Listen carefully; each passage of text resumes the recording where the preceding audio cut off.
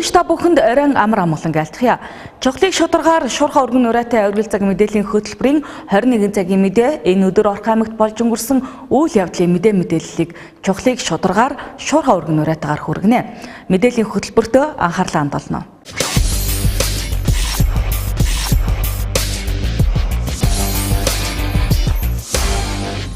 Өнгөрсөн шөнө Орх аймгийн нутаг дэвсгэрт хүчтэй салхин шуурга шуурсны улмаас 35 айлын хашаа, 3 айлын гэр нурж, 4 байшингийн дээвэр хийсч, 1 45 айлын орон сууцны дээвэр хууларч унсан байна. Харин 4 цахилгаан дамжуулах агаарын шугамд гэмтэл гарч тодорхой хэмжээний хохирол учраад байна. Ингэснээр Орх аймгийн Баян-Өндөр сумын Эрдэнэгийн нутаг дэвсгэр гэр хорооллын сургууль цэцэрлэгийн эрчим хүч тасалдаж, ус түгээх цахилгаан худагнуудын усны нөөцөнд хүндрэл учраад байгаа юм а. Тухайн эрчим хүчний гэмтэл гарсан хэсэгт эрчим хүчний тухай хууль, газрын тухай хуулийг зөрчиж 6000 кВт-ийн шугам бүхий газарт гэр бүлийн хэрэгцээний газар олгосон байгаа нь энэхүү цахилгаан эрчим хүчний эрсдлийг үүсгэж байгаа юм а. Тодорхойлбол 2 байшингийн дээвэр салхинд хийсж унахдаа цахилгаан дамжуулах агаарын шугамд тохогдож бусад шугамыг унгаасан байна. Азар хүний аймнаас болоод галын аюул гараагүй гэдгийг онцгой байдлын газрын алба болоод холбогдох албаныхан мэдээлэлд байгаа юм а. Өнөөдрийн байдлаар Эрдэнэт болгон цахилгаан түгээх сүлжээ төрийн өмчит компани ажлын хэсэг тухайн айлын хашаан дах агаарын шугамыг зөөж аюулгүй байдалд хэвийн ажиллагаанд шилжүүлэхээр ажиллаж байна. Мөн нийт хохирлыг мөнгөн дүнгээр нэгтгэгээгүй ч гэсэн урьдчилсан байдлаар эрчим хүчний засвар техникийн ажилд 10 сая төгрөг шаардлагатай гэдгийг албаныхан хэлээд байгаа юм а. Салхи шуурганаас үүссэн хохирлын хэмжээ, айл өрхийн тоог гаргахаар онцгой байдлын газар хотын захирагчийн алба Баян-Өндөр сумын ажлын хэсэг шуурхагаар өнөөдөр ажиллалаа.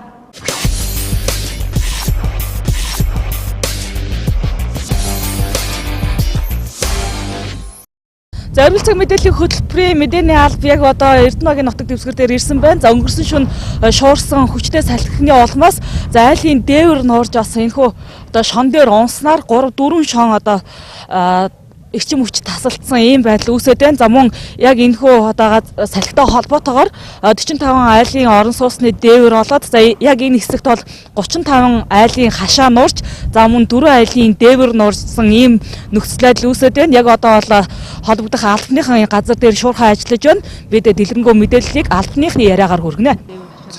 Одоогоор бидэнд ирсэн мэдээлэлээр өглөө ирсэн мэдээлэлээр 2-3 цэцэрлэгүүд мөн одоо энэ манай Эрдэнэ толгоны харьяа 6000 шугам. Иймэрхүү мэдээлэл ирж байна. Онцгой байдал дээр бол одоо мэдээлэлүүд бас нэгтгэж байгаа.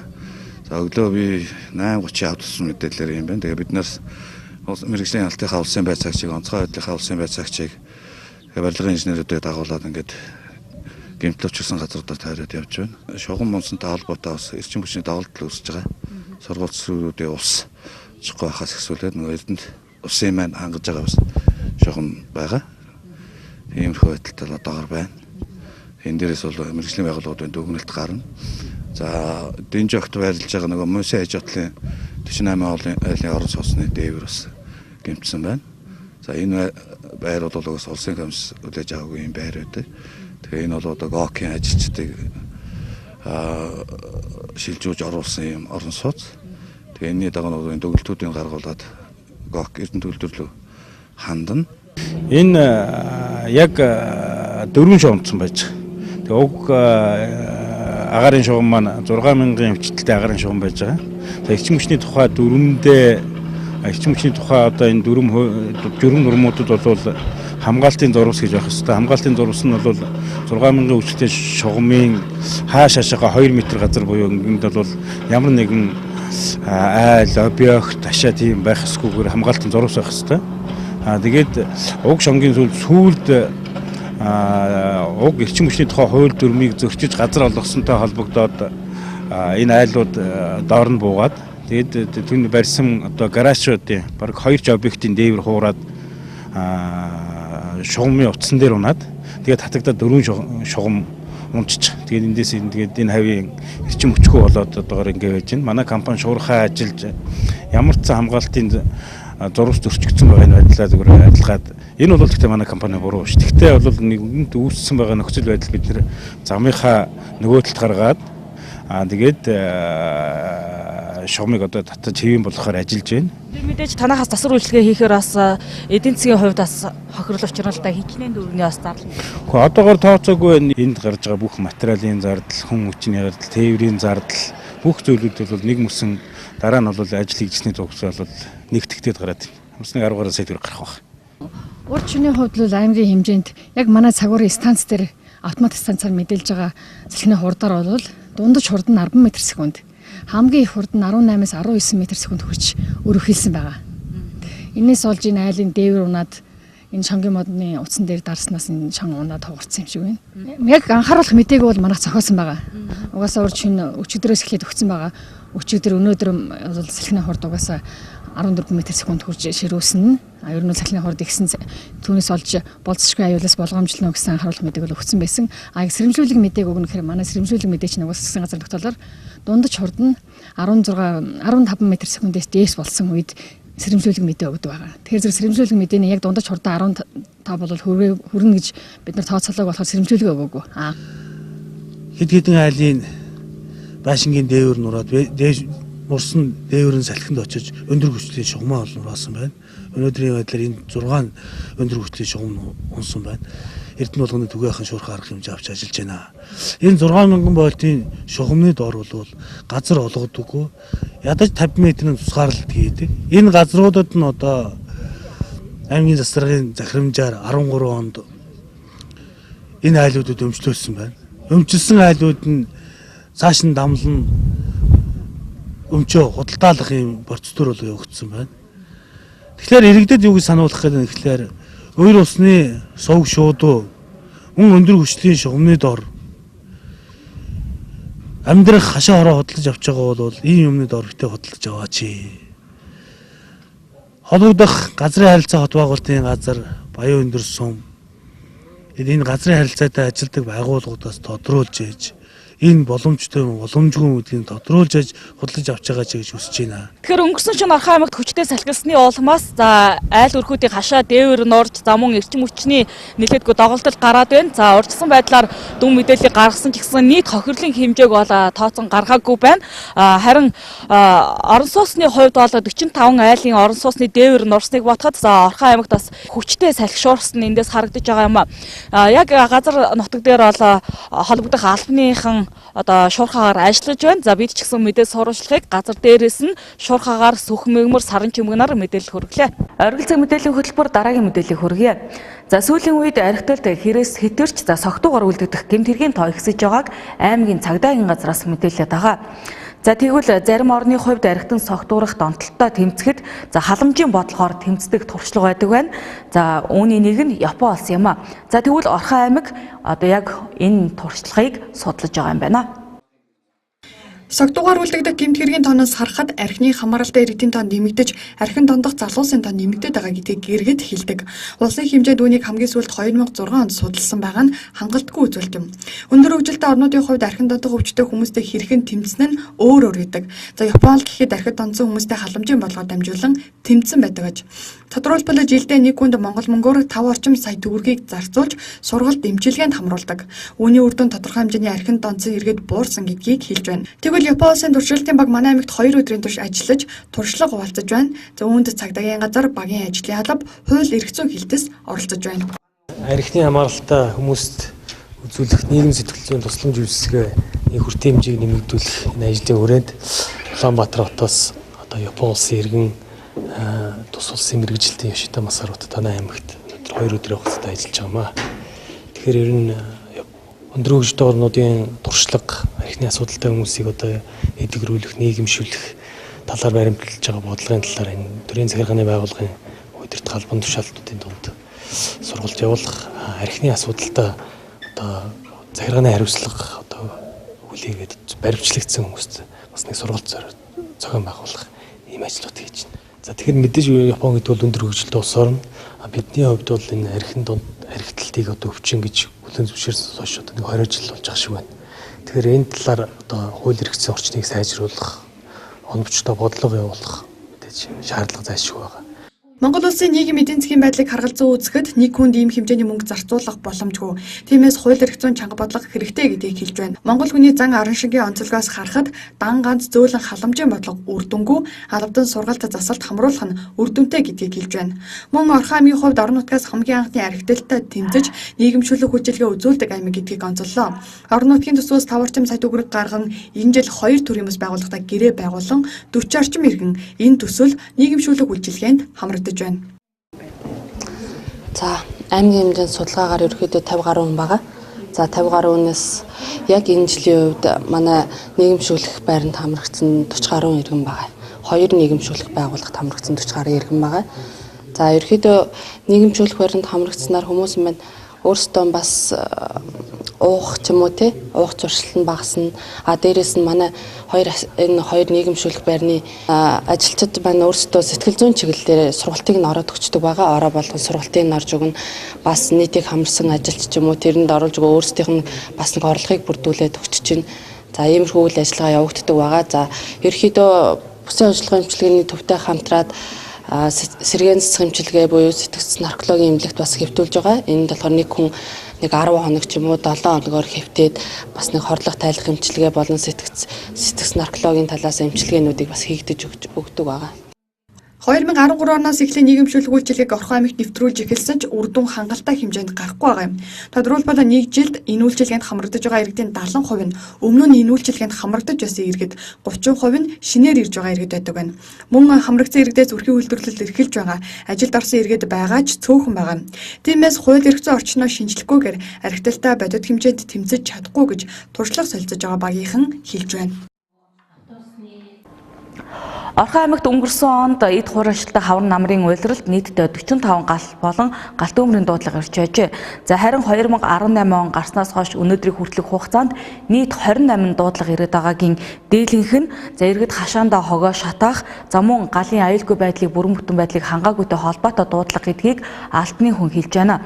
За сүүлийн өдрүүдэд шар усны үеэр халиан асуудал болж исэн бол за цаг үеэ дагаад өнөөдрөөс эхлээд за болзошгүй галт өмрийн аюулаас урьдчилан сэргийлэх аймгийн онцгой байдлын газраас анхааруулад байна. За Орхон аймгийн онцгой байдлын газарт өнгөрсөн он болоод энэ онд ой хээрийн галт өмөр бүртгэгдээгүй ч гэсэн за иргэд байнга урьдчилан сэргийлж анхаарал сэрэмжтэй байхыг аймгийн онцгой байдлын газрын за галын хяналтын улсын байцаагч он тал мэдээлэл хийлээ. Энэхүү мэдээллийг хүлээн авч үзнэ.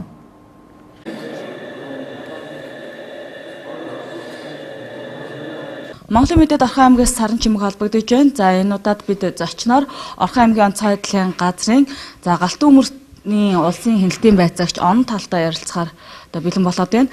За тэгэхээр Орхон аймагт он гарснаас хойш одоо галт өмрийн дуудлага хичнээн ирв. Ер нь одоо бас хаврын улирал ирж байгаа учраас хуурай ашиглалтаас мэдээж галт өмрийг бас дагуулдаг юм эрсдэлтэй байгаа шүү. За өнөөдрийн байдлаар 3 дугаар сарын 27-ны өдрийн байдлаар бол яг галт өмрийн дуудлагын 25 дуудлага ирээд байна Орхон аймгийн хэмжээнд. За тэр дуудлагууд нь ерөнхийд нь одоо авч үзэхэд ахын үрийнэ галт өмрийн дуудлагуудад байж байгаа. За одоо яг энэ хавар намрын хуурайшилтай үе эхэлж байгаа. Усны хайл, цасны хайлаад ингээд урсаад дуусж байна. Одоо ингээд шар үсмэ гал иргэд маань өөрсдөө одоо нөгөө нэг хог хаягдлаа хашааныхаа хог хаягдлыг цэвэрлэж түүнийгээ шатаах, шар үс шатаах ийм байдлуудаас бол одоо галт өмрийн хавар намрын урд урдны жилүүдэд бол хавар намрын улиралд одоо жилд ирдэг нийт дуудлага маань 40-оос одоо 60% нь одоо яг хавар намрын улиралд ирж идэг. Энэ үе нь одоо ирчээд байна. Тэгэхээр иргэддээ одоо анхааруулахад шар үсөө шатаахгүй байх, хог хаягдлаа одоо ил задгаа шатаахгүй байх. Дээрээс нь одоо цэвэрлээд хог хаягдлыг бол одоо нийтийн эзэмшлийн талбайд гаргаж хаяхгүй байх. Ачаах хуваарийнхын дагуу одоо хог хаягдлыг бол одоо хотгочуулах байгууллагатайгаа ярилцаж, баг орон нутгатайгаа ярилцаж хуваарийнхаа дагуу хог хаягдлаа ачуулах юм л одоо арга хэмжээг авснараа бид нар бол одоо өмнөх онд гарсан шар үс одоо энэ хавар намрын хуурайшилтай үед гарч байгаа энэ тоо хохирлоос одоо урьдчилан сэргийлнэ. Өмнөх онд бол одоо ерөнхийд нь авч үзэхэд галт өмрийн хаврын улиралд одоо 46 дуудлага ирсэн байгаа. Энэ дуудлагын одоо ихэнх нь бол ил задгаа хогоо шатаасан, хашааныхаа шар өвсийг шатаасан. Түүнээс үүдэлтэйгээр айлын гэр орон хашаа байшин руу ингэж гал алдсан ийм одоо хохирлын хэмжээ учруулсан ийм дуудлагууд ирж байсан. Тэгэхээр одоо иргэд маань өөрсдөө өмч хөрөнгө бусдад аюулгүй байдлыг одоо хангаж хуулийг дагаж мөрдөж энэ аюулгүй байдлаа хангаж хог аядлаа ил задгаа шатаахгүй бах журмынхаа дагуу одоо амьдарцгаая ажиллацгаая. Тэгэхээр бас өнгөрсөн онд мэдээж ай хэрийн төмрүүд бас нэлээдгүй гарсан байгаа шүү дээ. Одоо иргэд одоо дулаараад ихэр бас хөдөө салхи агаарт гарах гээд түүнээсээ болоод одоо сэрэмжгүй байдлаас бол гал алдах ийм эрсдэл байдаг. За тий энэ өнгөрсөн онд бол ерөнхийдөө хойд төсвийн хэмжээнд дуудлагуудаар явсан. Орхон аймгийн хэмжээнд бол ай хэрийн төмрийн дуудлага харьцангуй тайван байсан. За ер нь бол одоо аймгийн засаг даргын захирамжийн хүрээнд одоо хавар номрын хуурайшилтай үе буюу 3 дугаар сарын 20-ны өдрөөс 6 сарын 11 дуустал энэ маань бол одоо хуурайшилтай үе гэж ингэж тооцогддог хаврын улиралд. Намрын улиралд бол одоо 8 сарын 20-наас 11 сарын 11 хүртэл энэ хугацаанд одоо хуурайшилтай үед тооцогддог. Энэ хуурайшилтай үед бол одоо иргэд маань ой хоёр газар зугаалах, үүнд одоо хяналт тавих, дээрээс нь одоо олноороо зугаалахад бол одоо биднээс хоригддог, хяналт тавьж идэг байнга. За иргэд одоо ой газар зугаалахдаа арх согтуур болгондоо хэрэглэх, тамхи татсан тамхиа унтраалгүй хаях, дээрээс нь одоо бүрэн бус тээврийн хэрэгсэлтэй хатсан өндөр ургасан өвсөн дундуур тавих нь одоо яндангаас өгж байгаа халтад өвс хоримтлагдсанаас одоо машинд өвс хоримтлагдсанаас гал гарах, төмөр алдах гих мэтийн одоо эрсдлүүд бол олон байдаг. Тэрнээс одоо урьдчилан сэргийлж ой хоёрын газар зугаалахгүй байх, хүүхэд багчуудыг хараа хяналттай байлгах. За ийм арга хэмжээнүүдийг авч хэрэгжүүлээ. Энэ удаагийн зочноор Орхон аймгийн онцгой байдлын газрын галт төмрийн улсын хяналтын байцаагч он талаас мэдээлэл хүргэлээ.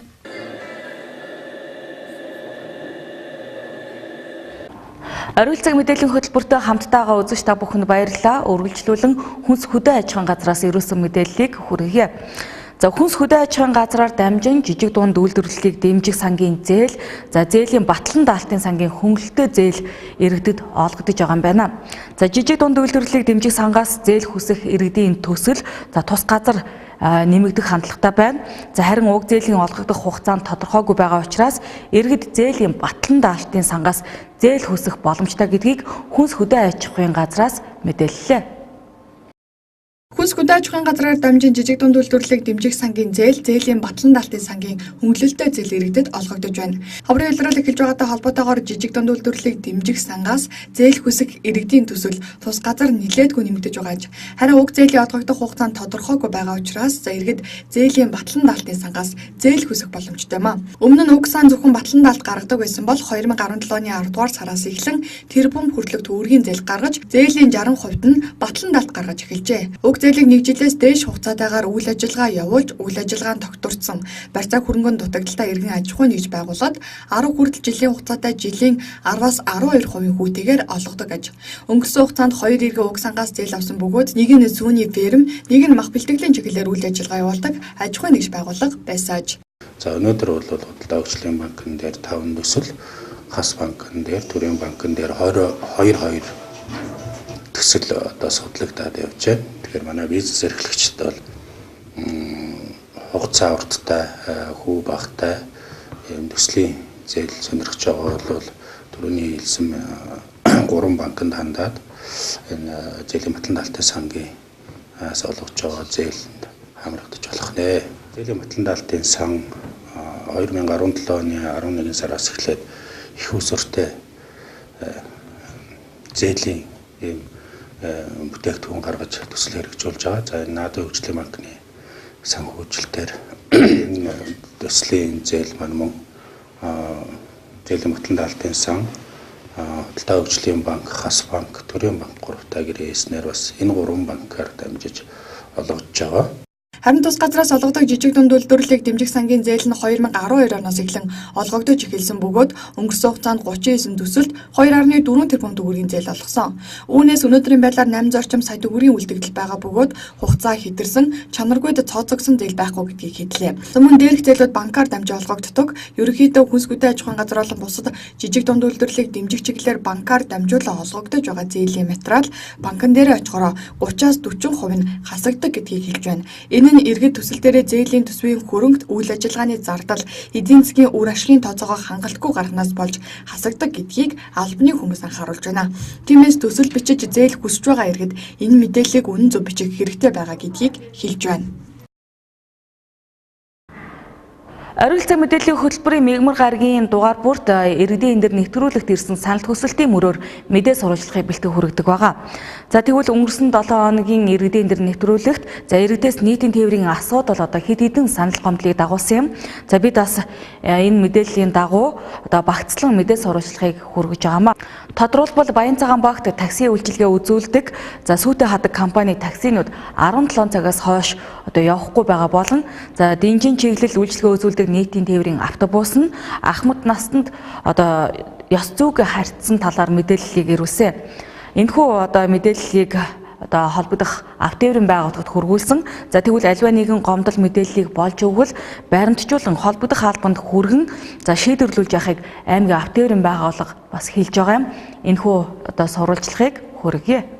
За тэгэхээр нийтийн тээврийн үйлчлэгтэй холбоотой асуудал тодорхой хэмжээгээр өмнө нь бол нэлээд олон гардаг байсан. Одоо харьцангуй буурсан.